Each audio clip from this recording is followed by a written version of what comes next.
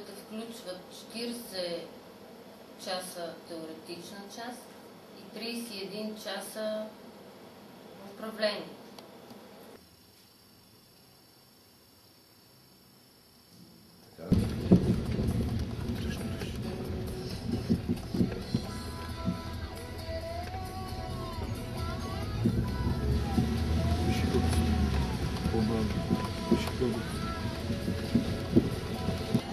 Първи път беше доста стресиращ.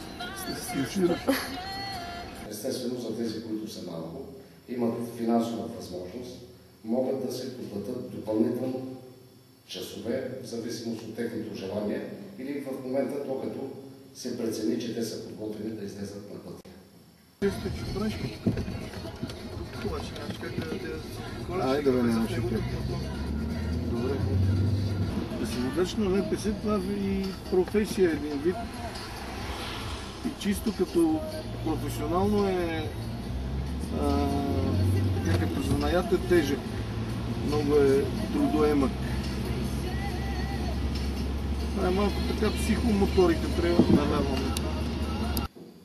Происшествията се предизвикват от много голяма самоувереност и от чувството за ненаказуемост при някой. 28 годишна възраст хората правят повече происшествия, отколкото тези с по-леко характер. Караме към кръговото на трето, там обръщаме посоката.